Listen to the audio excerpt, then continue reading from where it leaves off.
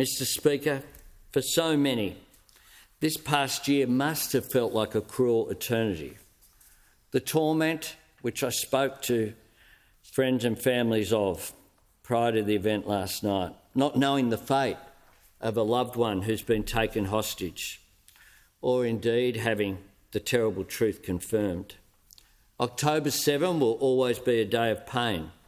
As we mourn and reflect, we also reaffirm a fundamental principle of our shared humanity, that every innocent life matters. Every Israeli, every Palestinian, every Lebanese, every single innocent life. It is the terrorists who close their eyes to that powerful, simple truth. It is the terrorists of Hamas that are not only enemies of Israel, they are an enemy of the Palestinian people as well. The number of civilians who have lost their lives over the past year is a tragedy of horrific proportions. An estimated 40,000 Palestinians have been killed. The humanitarian situation in Gaza is devastating. Our government has consistently and repeatedly called for a ceasefire, for the release of all hostages and for the protection of all civilians. We remain committed to a two-state solution as the path to an enduring peace. Two states, Israel and Palestine, living peacefully side by side with prosperity and security for their people, a position that has been bipartisan in this parliament for a long period of time. There can be no possibility of a just future without that. And let's be very clear, Australia's position is consistent with other democratic countries. I've issued multiple statements with the Prime Ministers of Canada and New Zealand. We know that it is only through diplomatic efforts as this cycle of conflict and bloodshed can be broken. Escalation denies diplomacy any chance of working. On September 26, Australia joined with 11 other nations, including the US, Canada, France, Germany and the UK, Japan, to call for de-escalation.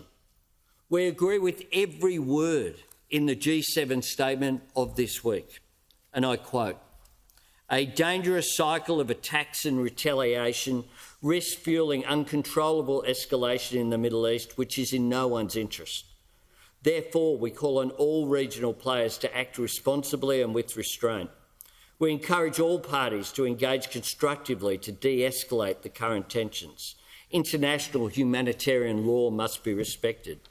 We also reiterate our call for an immediate ceasefire in Gaza, the unconditional release of all hostages, a significant and sustained increase in the flow of humanitarian assistance, and an end to the conflict. We fully endorse the efforts by the US, Qatar and Egypt to reach such a comprehensive deal in line with United Nations Security Council Resolution 2735. The situation in Gaza is catastrophic and tens of thousands of innocent lives have been lost.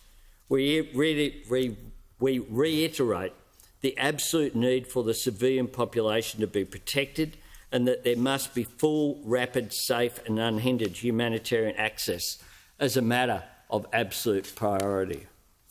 In his statement marking the first anniversary of October 7, President Joe Biden said this: "We will not stop working to achieve a ceasefire deal in Gaza that brings the hostages home, allows for a surge in humanitarian aid to ease the suffering on the ground, assures Israel's security and ends this war. Israelis and Palestinians alike deserve to live in security, dignity and peace. We also continue to believe that a diplomatic solution across the Israel-Lebanon border region is the only path to restore lasting calm and allow residents on both sides to return safely to their homes."